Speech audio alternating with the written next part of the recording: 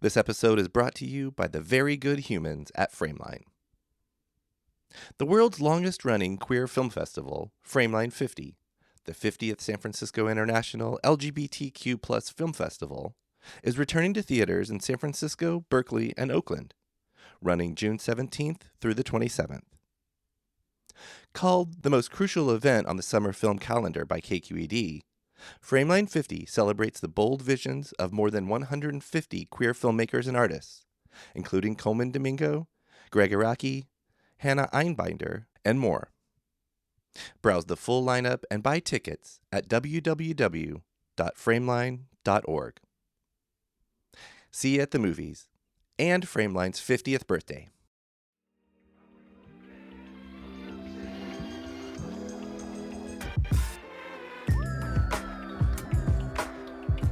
Oh, you can get a lot of things done on Muni. You can send so many emails now. Back in the day, you have to write on the homework, and whenever it breaks, I was like, oh shit, I'm just gonna take out my eraser. But now you're typing on your phone. You have no excuse if you're not getting shit done on Muni. That was Jenny Chan, founder of Pacific Atrocities Education. I'm Jeff, and this is Storied San Francisco, a show about the artists, activists, and working people who make this city unlike any other in the world. This is part one with Jenny, part of our Asian American Native Hawaiian Pacific Islander Heritage Month programming. Jenny will share the story of growing up, first in Hong Kong and then in the Tenderloin. She'll tell us how she came to found her nonprofit, Pacific Atrocities Education, whose mission is to share the untold stories of World War II, specifically in the Asian theater of that war. Here's Jenny. And we're at kind of the end of Fort Mason. I'm looking at the bay, literally the water is 30 feet from me. That's pretty cool. We're just sitting on a bench out here. And so, who are you? I'm Jenny Chan.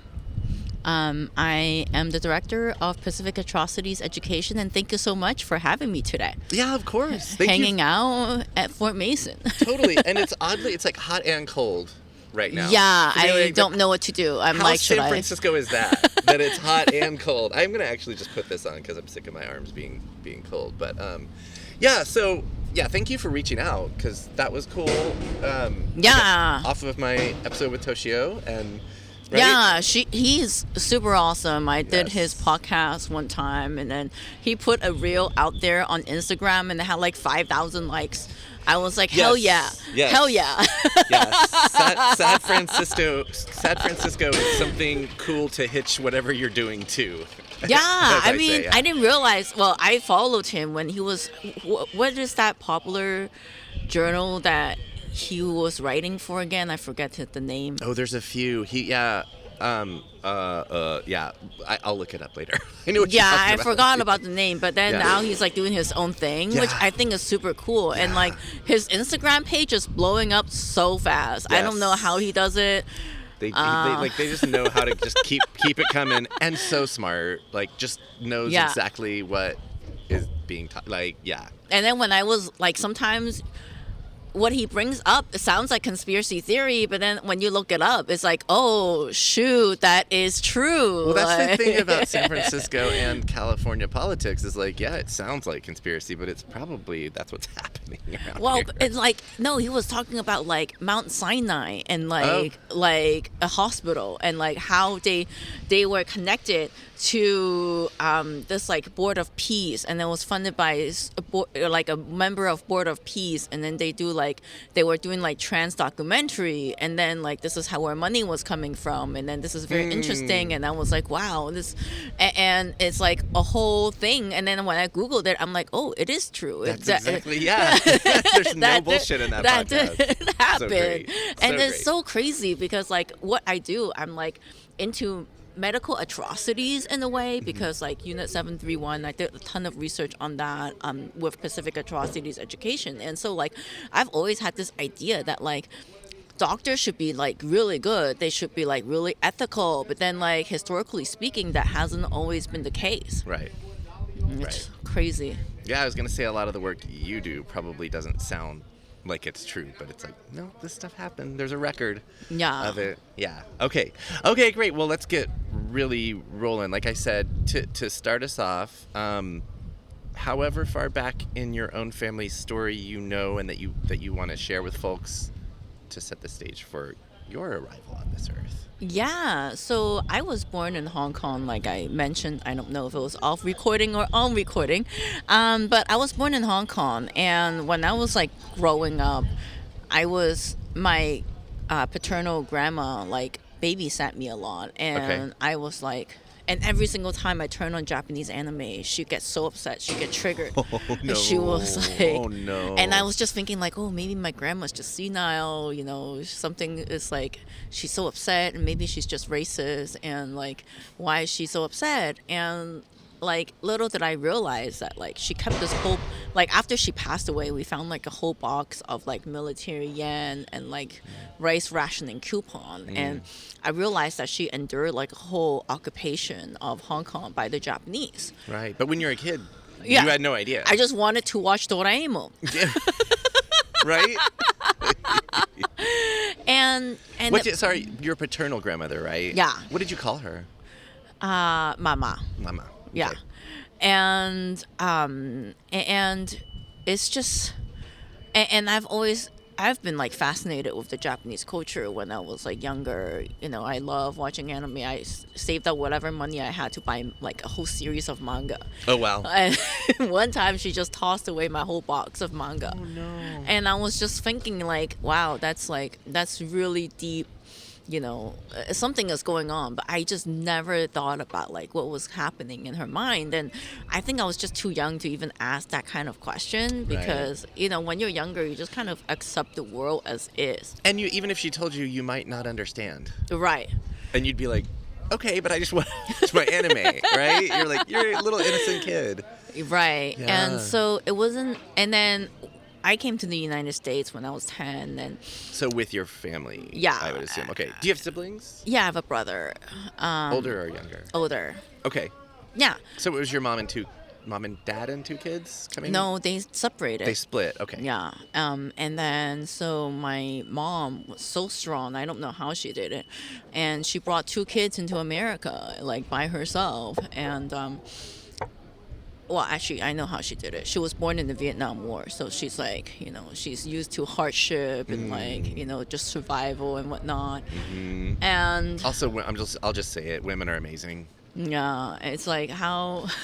Like I saw someone pregnant competing on like a high stakes cooking competition recently, and it's like, of course. What show was that? Oh, my wife's watching it. I don't really love the show. I love the host Padma Lakshmi, but it's called America's Culinary Cup. Oh. So it's like Top Chef, but even like more high end chefs. Oh, from, yeah. like all Michelin starred chefs. Anyway, yeah, it's just the point being like women are just amazing. I'm a big fan. Yeah, and it's like, and so when we came here, and then I went You're to 10, so you remember. Well, this. yeah, I remember like before I was 10 how my like mama was acting up was acting when I was watching like anime and whatnot. And then after I came to the United States, I was like, when I went to school, I learned mostly of like the Holocaust. Right. Yeah, and like we watched one movie about Pearl Harbor, and I think that was in like summer school. Yeah. Yeah. And I feel like if your education in the U.S. was anything like mine, it's like you Yeah, I grew up learn in San about- Francisco. Right. We learn about Pearl Harbor, but we learn about it as that's what got the U.S. into the war. Right, but then I didn't realize that was the same war that my grandma had endured, because 8 hours after Pearl Harbor, they attacked like Hong Kong because of the proximity. Yep. And so yeah. So your mom and your brother and you did come straight to San Francisco. Yeah. Okay. You've already said how old you were, so maybe this is dating you, but like, do you remember what year that was that y'all came 2000. here? Oh, that's easy. That's super easy to remember. I moved here in 2000 as well. Oh, wow. So I love it because it's like, well, what year is it now? It's easy to do the math for math-challenged folks like myself. Okay, so I actually remember my version of San Francisco in 2000. What did you think of, like, you moved across the ocean? Did y'all know people already, or? Well, yeah, because my maternal side of the family, because they survived Saigon, and so then they were actually immigrated here from like the Philippines Okay. to like here, and so a lot of them were here in like the 70s and the 80s. Okay. So y'all had a little little friend network, a little community. Family, yeah. Family, yeah. But Nice. then it's like my mom wasn't super well off, so we actually like most of my childhood was like in the Tenderloin, Okay. and it was kind of like, I would say it was really dirty. And I was thinking like, oh man, we kind of went from like the skyscrapers and like Oh, wow. clean streets to like this. But then my mom was like, well, actually cost of living is lower here. I don't have to pay for your school uniform in Hong Kong. Even if you're like public educated, you have to pay for the school uniform. Yeah. And it's like, it's she can find better paying jobs here. Yeah. And so you just have to like endure this kind of hardship for a little bit. And she kind of taught me to think long term, Okay. if that makes sense. And that's a good thing to instill in kids. Probably Yeah. not easy, because kids are very much like, Well, you need whatever's to in be, front of me right yeah. now, right? But she taught Anime. me. She taught me like reality. That's awesome, yeah. I think it's. I don't think about it too much, but then like I think that taught me how to think longer term, and also like, endure a little bit of hardship. Yeah. Which I think is another good lesson for kids. It's like, Yeah. it ain't easy out here, y'all. Did you start off going to SF public schools? Or Yeah, where did you of go? course. Okay. Lafayette, and then Presidio, and Washington High School. Okay. Oh, yeah. Yeah. You- You're definitely. I'm just gonna say from here. Like, you got your schools down. But what I wanted to know, did you experience culture shock? Yeah. Yeah. How did that manifest for you?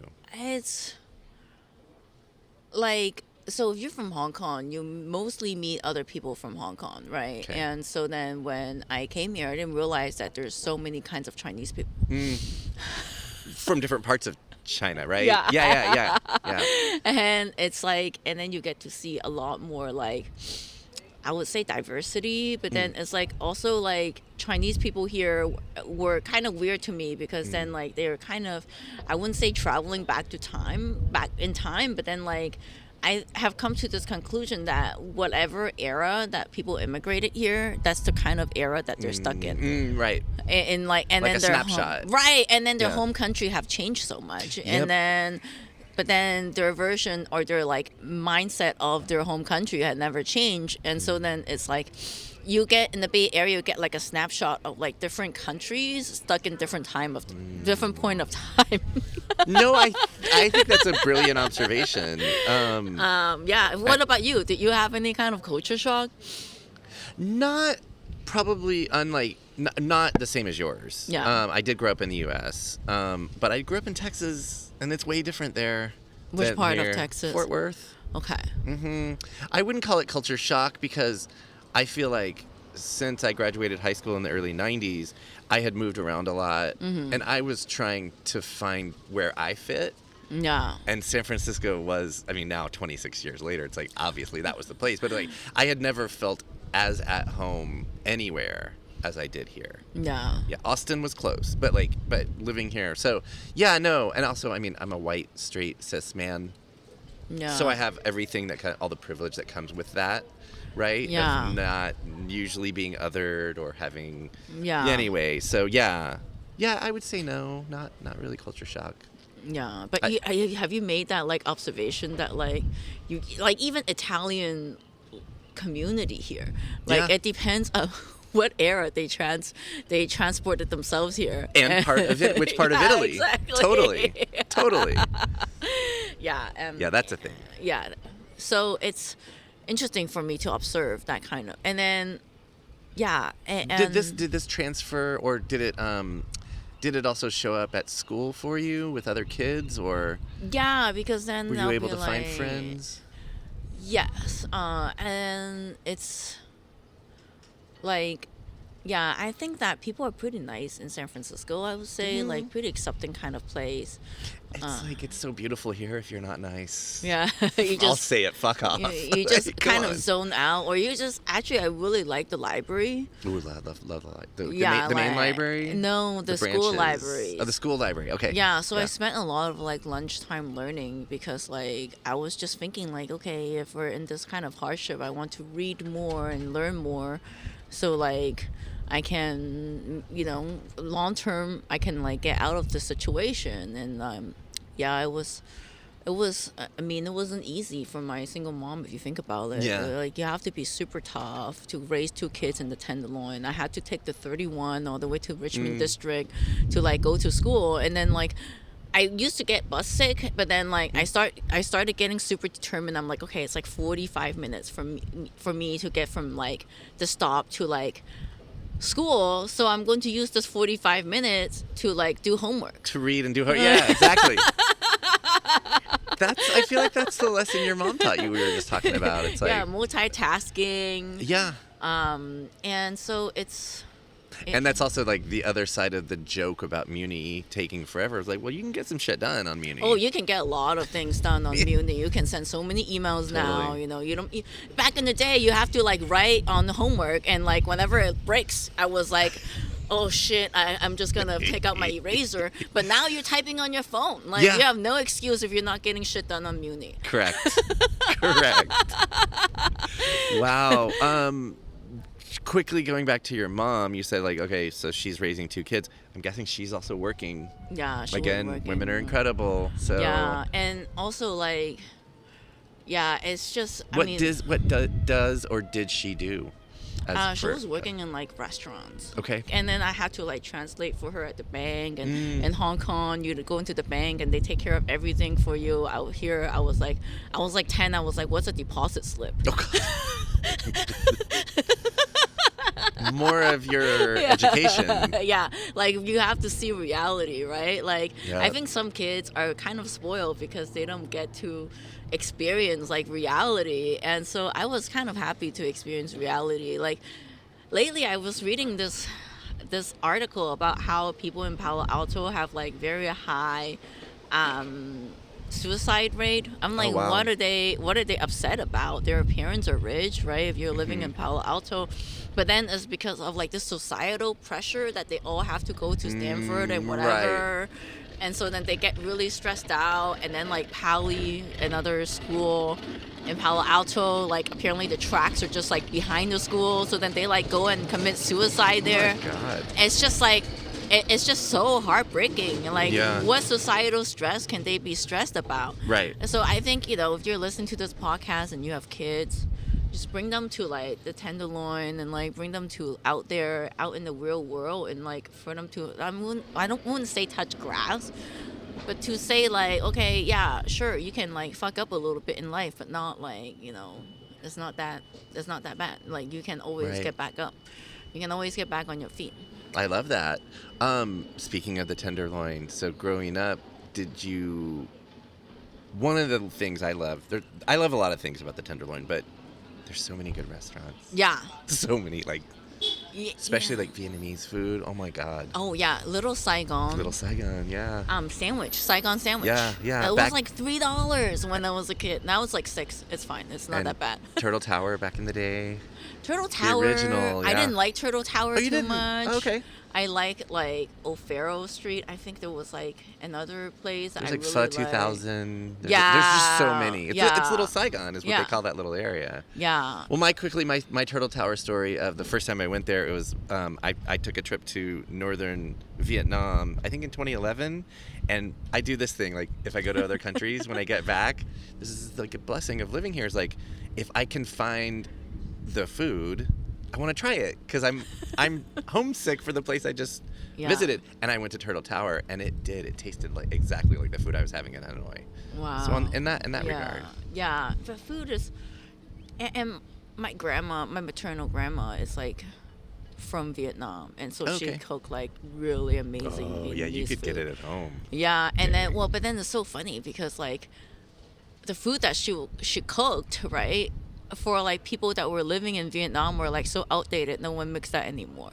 Oh. But then, like I've noticed that, and that's why I said that immigrants are kind of stuck in like different certain time because like even food at home has already transformed in a little in a way.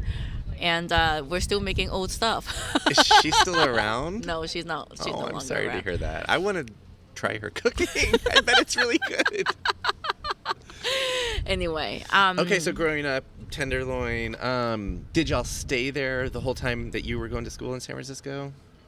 Yeah. Okay. And then, well, later I moved out. But it's just like, and then it wasn't until like after college when I got like actually not a bad job that I realized that, and then my paternal grandma passed away, and then we found like this whole box of like military yen and like whatever rice ration coupon that she had. And then I was thinking like, wow. And I was kind of stuck at this really like boring job, and I was looking for like nonprofit. I was like, at first I was like, okay, why have I not heard about World War II in Asia? Why have I not heard about like occupation of Hong Kong or whatnot? And then it got to like, okay, if we are always hearing about the Holocaust, why don't we hear about World War II in Asia? I'm not trying to compare genocide here, but I was just like, okay, there are like 30. I mean, that's a low estimate. 30 million people perished in World War II in Asia, but then you hear about like 6 million in the Holocaust. And so yeah, I get your point. It's something's missing, right? And like I feel like there's an undercurrent, at least in my life. Again, I was fully educated in the U.S. public school system, and I'm grateful for it. But in my adult life, there's so many things that I've learned about it, and I'm like, why didn't they teach us this? Right. And big holes in history. I think that's what you're and at. well, narratives. I think a lot of it is narrative. You don't want to sound like you were losing for like 2 years, right? Right. If I lost for 2 years, I'd be like, here's my story. Clearly, this is why I'm not in charge. Yeah, clearly why this is not why we're not in politics. Right. And so. And so I started going into like a deep rabbit hole. And did you? So this is when your out of college paternal grandmother. Yeah. So did you go back to Hong Kong to find all that stuff? Yeah. Okay. Yeah, and then it's just like mind blowing to me that we don't learn any of the stuff. And like after going deep into like the rabbit hole, I was just like, wow. There's like maybe 3 books I found in the library about this topic: The Rape of Nanking, like The Rising Sun by John Toland, and like The Death Factory. And they were very shocking. And I was trying to find it for a nonprofit or maybe some organization out there about this topic, and I couldn't find anything.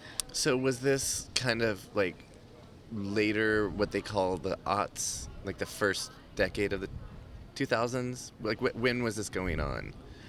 For me? Yeah. Oh, about 2012, 2013. 2012, okay. Yeah. Yeah, so you probably graduated around 08, 07, 08, and something then like that. After and then college, you worked a little bit. Yeah. Okay. And then I decided, okay, I came from nothing anyway. I don't mind being poor, so I started my nonprofit. Very naive thinking to like live in poverty for a while. My graduating class, they're probably like very rich now. They're all in tech and making 6 figures, and now I'm like, started a nonprofit instead of finding a better paying job. But I would argue that material wealth is not the only kind of wealth. I agree. Right, feeling purpose-driven, I think there's something there, right? And getting stuff accomplished, sharing knowledge as you do with folks, and there are riches to be had there. Yeah, and also the more I looked into it, the more I was just thinking like, why is it that no one else is doing this out there? Right. And well, it's political. A lot of it is very political if you think about it. Yeah, it's mostly political. In fact, it was so funny. I was on Toshio's Instagram reel, and people are like, CCP, CCP. I'm like, man, I wouldn't mind if CCP pays me.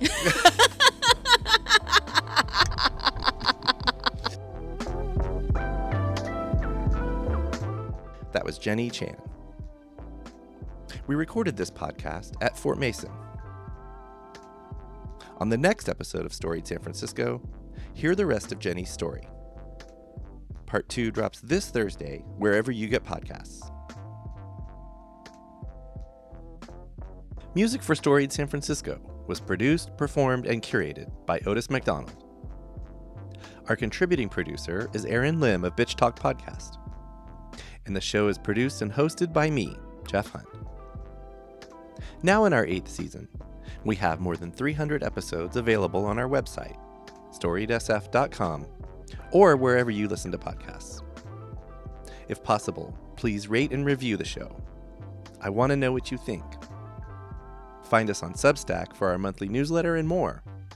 And follow us on Instagram and Threads at storiedsf. Reach us there or email us at storiedsf@gmail.com. Thanks for listening. Try to stay hopeful in these dark times. Keep being wacky, creative, and kind out there. And we'll see you next time on Storied San Francisco.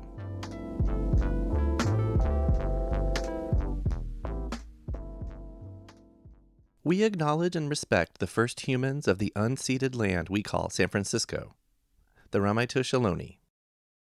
We condemn the genocide of these and other tribes across the Western Hemisphere. We honor their legacy and history, and we support rematriation and sovereignty efforts.